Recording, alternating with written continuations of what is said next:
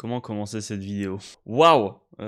Qu'est-ce qu'on vient de vivre encore là? C'était quoi ça? Bonjour à toutes et à tous, c'est Gaël, bienvenue dans cette nouvelle vidéo, et comme vous l'avez compris aujourd'hui, il est temps de revenir sur Clash in Paris, qui a eu lieu à Paris hier soir au moment où je vous parle. Le deuxième Premium Live Event de l'histoire de la WWE en France. On avait de grosses attentes, notamment au vu de ce que la WWE avait proposé du côté de Backlash il y a un peu plus d'un an. Et on peut le dire, on n'a pas été déçus. Et avant qu'on se lance dans la review, je vais quand même toucher deux mots sur le live react qu'on a fait hier soir. Malheureusement, voilà, comme beaucoup, je n'ai pas eu la chance de me rendre à Clash in Paris, mais franchement, aucun regret parce que le live qu'on a vécu hier, c'était absolument incroyable. J'avais déjà très hâte de retrouver cette sensation d'être en live. Le live react, c'était une première fois depuis le Royal Rumble 2025. Ça commençait à remonter un petit peu. Et j'ai tout simplement vécu le meilleur live de ma vie. Le fait de pouvoir échanger avec autant de gens, le fait de pouvoir... Le fait de vivre ça avec tout le monde, c'est l'ambiance de Clash in Paris. Et en plus de ça, on a fait des stats absolument incroyables. On a eu un pic à 85 viewers, c'était du jamais vu pour moi. Mon record, ça devait être, allez, pas loin des 20, quoi. Et justement, je m'imaginais tâter les 20, peut-être 25 hier soir. Mais je m'imaginais aucunement qu'on atteindrait ce niveau-là. Je remercie en plus de ça Aspros et Speed qui ont donné un petit peu d'argent. Ça soutient énormément, merci beaucoup. Voilà, c'était complètement fou. Si vous voulez aller redécouvrir mes réactions ou les découvrir pour ceux qui auraient raté ça, la rediffusion est en ligne. Je sais pas encore vers quelle heure, mais je mettrai des timecodes pour que tout soit plus facile à retrouver. Et peut-être, il n'est pas impossible que je fasse un best-of de ce live qui sortirait peut-être à la fin de la semaine ou je sais pas quand, parce que ça va être très long. Mais je pense que ça peut être sympa de faire ça. Voilà, comme ça on va continuer de surfer un peu sur la hype, tu vois. Mais c'était tellement un live de fou que je sais pas quoi dire en fait. Juste merci encore, je l'ai déjà dit 18 fois dans le live hier, mais vraiment merci. Et si vous êtes là en plus pour la review, c'est cool, merci à tous. Bon par contre je suis fatigué, je vais pas vous mentir que là je n'en peux plus. Pendant les 6 heures de live j'étais en forme, mais une fois que le live s'est terminé, KO, et j'ai pas beaucoup récupéré cette nuit, il faut le dire. Mais enfin bon, avant qu'on commence, n'hésitez pas à liker la vidéo si vous passez un bon moment et à vous abonner à la chaîne pour ne pas rater les prochaines vidéos. Voilà, on commence, c'est parti. Et encore une fois, avant de commencer de parler véritablement des matchs, on va parler de l'ensemble du show et de ce qui en est ressorti surtout. Et il y a eu des avis partagés comme bien souvent, et je trouve qu'il y avait quand même pas mal de gens très aigris. Voilà, bon, tu vas me dire encore une fois, c'est les réseaux, ça c'est logique. Mais je trouve quand même qu'il y en avait beaucoup, et bon, je pense qu'en partie c'est des gens qui n'ont pas eu la chance d'y aller et qui du coup jalousent un petit peu ceux qui étaient sur place. Je vais redire un peu ce que j'ai déjà dit en live hier, c'est que je comprends que des gens n'aient pas forcément apprécié le show, mais je trouve ça aussi un peu dommage d'être aussi aigri, alors qu'on a la chance d'avoir un show comme ça en France, des gens qui parlaient d'une carte de merde alors qu'on avait quand même du star power absolument démesuré. Le stage était magnifique, le public était encore plus qu'au rendez-vous. Juste, je trouve dommage quand même qu'on trouve moyen d'être aussi aigri pour si peu de choses finalement aujourd'hui, parce que voilà, là dans 2 jours je vais avoir 21 ans, je m'en rends d'autant plus compte aujourd'hui. On est dans un monde quand même qui est de plus en plus déprimant de jour en jour, avec des news qui font chier. Alors c'est dommage, je trouve vraiment dommage de râler autant pour un truc comme ça. Et puis à la limite, si vous n'êtes pas content, ok, je peux comprendre que des gens n'aient pas apprécié le show, mais dans ce cas, n'embêtez pas ceux qui ont kiffé. Laissez les gens kiffer tranquillement et venez pas pourrir d'autant plus le truc des gens, alors que la vie est déjà assez morose comme ça. Merde quoi. Non, je trouve que c'est un rappel important. Aimons-nous, respectons-nous entre fans de catch et respectez les catcheurs aussi. Ça va être on va bifurquer sur un autre truc.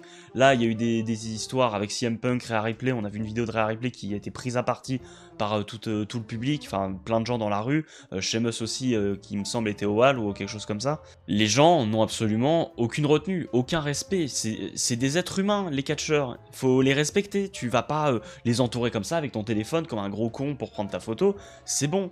Laisse-les tranquilles. Quand tu vois le monde en train de s'attrouper autour, mais tu te dis, mais putain, quelle honte quoi. Quelle honte. Alors du coup, s'il y a des catcheurs à tout hasard qui passeraient sur cette vidéo, pardonnez-nous, ce n'est qu'une minorité de nos abrutis de fans. C'est des opportunistes, des connards. Bref, bon, je pense qu'on va commencer la review du show dès maintenant. Et le show s'est ouvert avec le match entre Roman Reigns et Big Bronson Reed. Un match qui a été buildé du coup autour des chaussures de Roman Reigns, l'histoire des shoes. Ça, ok. Alors déjà complètement fou d'avoir Roman Reigns en France, première depuis 2022. C'est absolument incroyable. On va pas se plaindre, hein, franchement. L'entrée était folle, le public était complètement à fond. Et Roman Reigns, on sent qu'il a kiffé. Avant le match, il était tout sourire, limite un peu ému, j'ai l'impression. C'était une très belle image.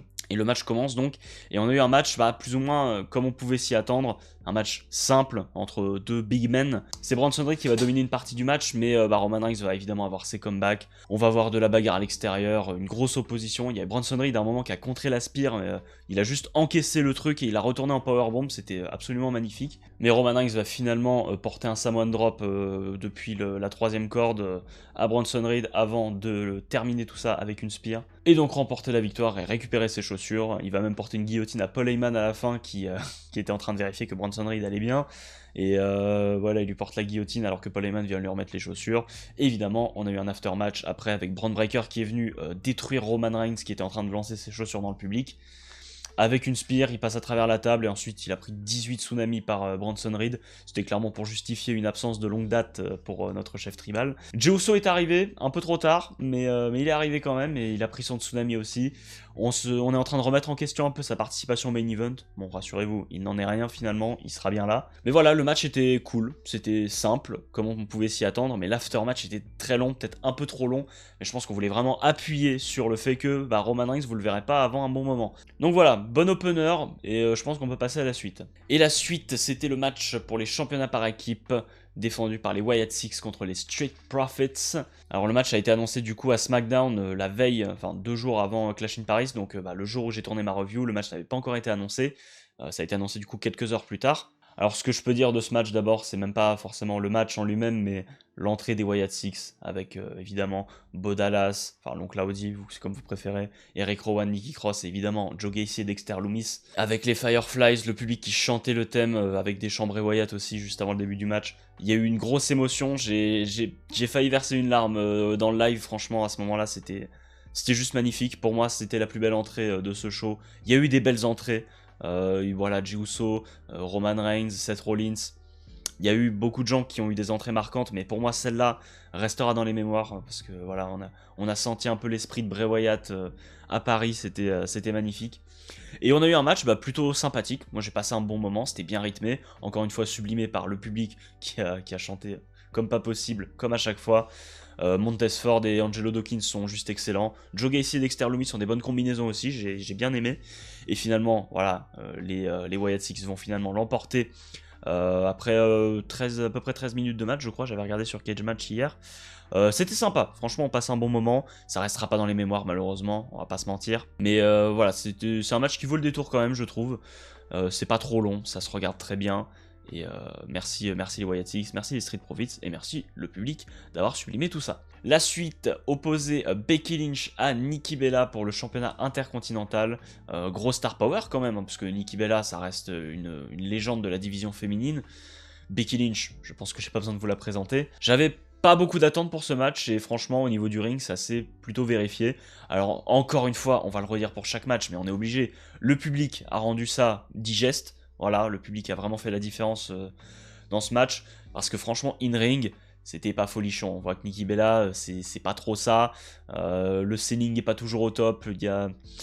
C'était pas fameux.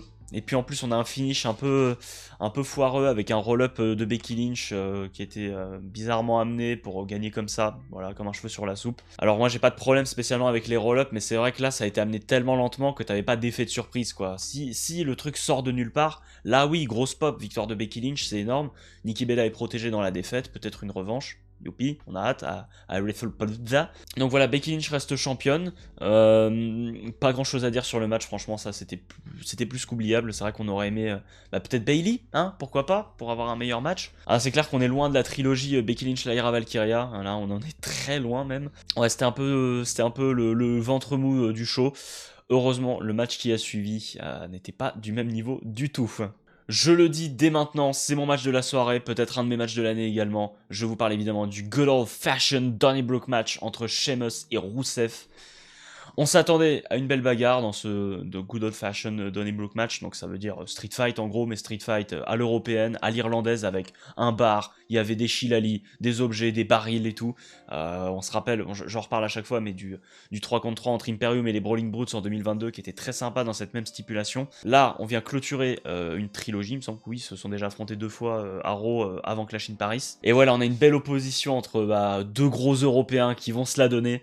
Et franchement, on s'est régalé. Déjà, il y avait une ambiance de fou. Rusev, Laura, l'acting, je trouve que Rusev était excellent dans ce match, dans tous les aspects. Et en plus, on a eu des gros spots. Alors je pense évidemment à cet Uranagi de Rousseff dans le bar qui était sur le côté, là c'était vachement impressionnant, très très beau. Et que dire de ce white noise de Sheamus depuis le haut des barils à travers les deux tables qui étaient posées plus bas, c'était magnifique. Sheamus, 47 ans, vient nous poser un truc comme ça, puis Rousseff qui vient prendre un bump juste aberrant. Et le pire c'est que Rousseff est le premier à se relever derrière, et les deux vont se retrouver dans le ring. Et du coup on va se retrouver avec un final un peu à la Ospreay Bryan où les deux sont dans un coin chacun, et ils vont se foncer dessus en même temps. C'est Rousseff qui va gagner l'échange avec son super kick, qui va lui en replacer un deuxième dans le coin avant de lui porter l'accolade.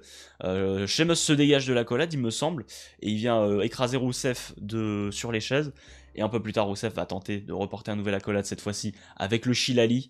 Et là, Sheamus abandonne, il tap out. Après, ouais, là, c'était là aussi 20 bonnes minutes de bagarre. Je me suis régalé, c'était incroyable. Si je devais sortir un match de ce show et que vous n'auriez pas vu à tout hasard, franchement, foncez voir ce Sheamus Rousseff. C'était une pépite. Encore une fois, évidemment, le public a sublimé le tout avec Sheamus aussi qui faisait ses fameux coups sur la poitrine de Rousseff. Il les a fait 3 fois, 3 fois 20 je crois à peu près, avec le public qui chantait, Sheamus qui comptait en français en plus. Oh, c'était somptueux, vraiment. Un bon 5 stars pour ma part. J'étais prêt pour la suite. Et quelle suite là aussi. Ouh là là là là. Il s'agissait de son dernier match sur le territoire français, son dernier match en Europe. John Cena affrontait Logan Paul dans un match 1 contre 1, sans enfin non, si, il y avait disqualification, qu'est-ce que je raconte? Il affrontait Logan Paul dans un match 1 contre 1, voilà, classique, pas de souci. On avait beaucoup de spéculations sur ce match. Est-ce que Logan Paul allait tricher? Est-ce que Brock Lesnar allait pointer le bout de son nez? Finalement, il n'en est rien. On a eu un match de catch propre, sans la moindre gruge. Incroyable. Et franchement, bah, c'était très sympa comme match. Et oui, il faut le dire. Bon, on a évidemment Logan Paul qui va prendre le dessus pendant une partie du match, mais John Cena va avoir des comebacks et va porter des prises, mais que je n'aurais jamais pensé le voir porter. Bon, je dis ça, mais il y en a certaines qu'on l'avait déjà vu faire. Hein. Je pense à l'Hurricane Rana, le Sunset Flip. Évidemment qu'on connaissait ça. Mais ce qu'on va retenir de ce match, c'est pas forcément sa victoire à la fin, mais c'est ce putain de Styles Clash. Styles Clash de John Cena, c'était absolument énorme. La réaction du public, de Christophe Ajus et Philippe Chéreau, et même de moi-même sur le live. Oh, John Cena qui va retourner. Le roll-up. Non. Powerbomb.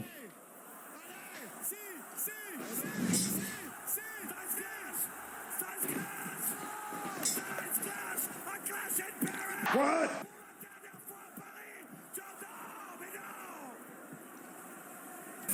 On est en 2025 à Paris, John Cena vient de faire un Styles Clash. Je répète, John Cena vient de faire un Styles putain de clash. Comment ça? Il a call out AJ Styles. On va l'avoir ce match. On va l'avoir AJ Styles contre John Cena. Je comprends pas. Je suis sur le cul comme disaient les jeunes. On a vu tout ça avant GTA 6. Mais c'est énorme quoi, exceptionnel. Bon, là, il y a une histoire un peu triste derrière ce Styles Clash, c'est que John Cena en a parlé en interview après le show.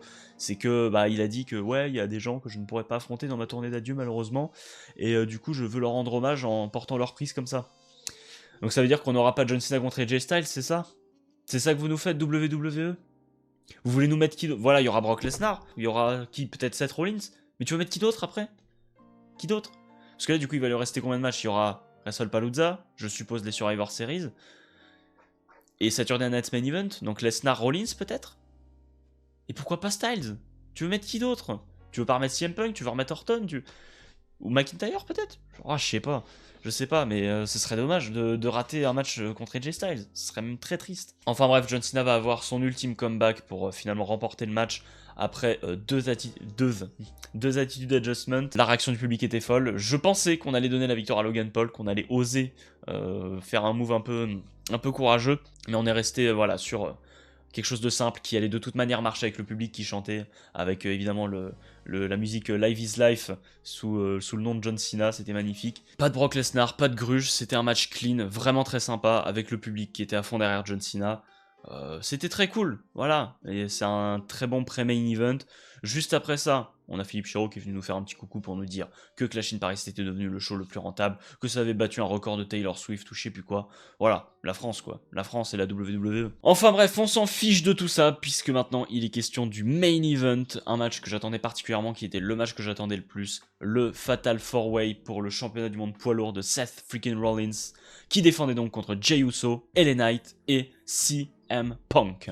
Alors là, ils ont pris leur temps pour les entrées, chacun a eu une entrée de fou. Évidemment, Jey Uso est le premier à rentrer, il rentre par le public, les Fireflies qui étaient là, les Yeetflies, bon bref. L'entrée de Jey Uso était magnifique. LA Knight a eu une entrée un peu plus simple, c'est peut-être lui qui était le moins populaire dans le match, même si bon, il a quand même eu une énorme pop, hein, on va pas se mentir. CM Punk, le public qui chante son thème, c'était les gros frissons incroyables. Et Rollins, évidemment, l'aura de Seth Rollins avec le public qui chante les wow wow wow.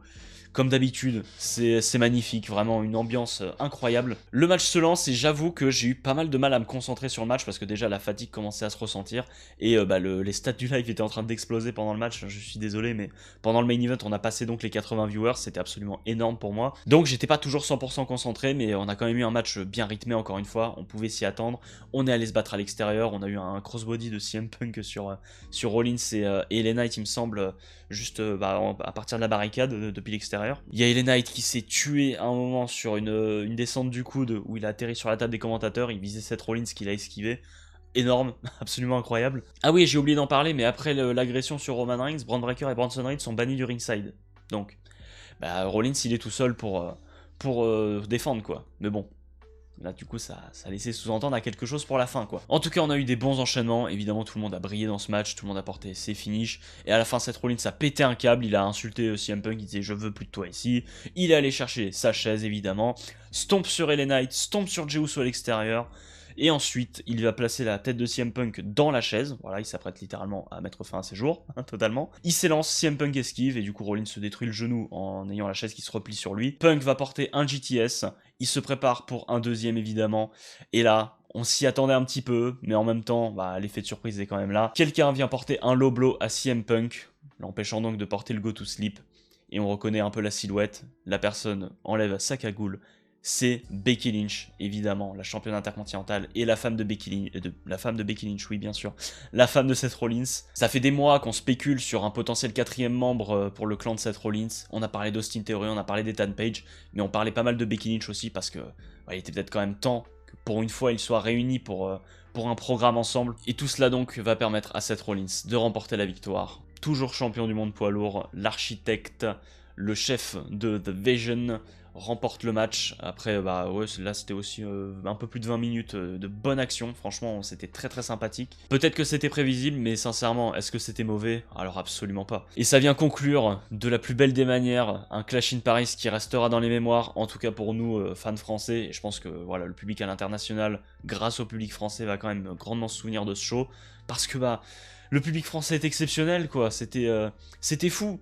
En plus dans une arène qui était magnifique, on a eu un stage absolument superbe, les entrées étaient magnifiques, l'ambiance était dingue. Merci Paris, merci le public français, merci la WWE. J'ai passé un moment incroyable, merci à tous ceux qui sont passés sur le live react encore, je suis désolé, je vais en reparler. Je vais bientôt arrêter ce tournage parce que là je sens que je suis en train de m'endormir, j'en peux plus. Je vais vite faire le montage et après je vais aller me reposer parce que je suis HS, je suis décédé. Bon, je vais conclure maintenant. J'espère que cette vidéo vous aura plu, j'espère que vous avez kiffé ce Clash in Paris. Ceux qui y étaient, j'espère que vous avez passé une bonne soirée. Franchement, ça avait l'air absolument incroyable. Et voilà, pour ceux qui n'y étaient pas, encore une fois, ne vous inquiétez pas, ce n'est pas une fin en soi. Il y aura peut-être des live events, il y aura peut-être un futur PLE en France, qui sait. Alors après, c'est vrai qu'ils avaient l'air de dire que ce serait le dernier avant un moment. Je sais pas d'où ils sortent cette info, à Just et Chero, ou même ceux qui disaient ça. On va voir, advienne que pourra. Franchement, avec les recettes que la WWE a faites et le public, désolé, je tape encore dans mon micro, ça m'étonnerait qu'ils reviennent pas, au moins pour des live events, comme d'habitude. Ou peut-être même juste pour des Raw et des SmackDown. Là, il y a une tournée européenne qui a été annoncée pour le Royal Rumble. C'est quand même dingue d'annoncer ça et que t'aies pas un seul show en France. Parce qu'ils vont faire l'Allemagne, l'Angleterre, tout ça, mais il n'y a pas la France. Non. Hassoul. Enfin bref, likez la vidéo, abonnez-vous à la chaîne pour ne pas rater la suite. Et sur ce, je vous dis au revoir et à la prochaine pour plus de catch.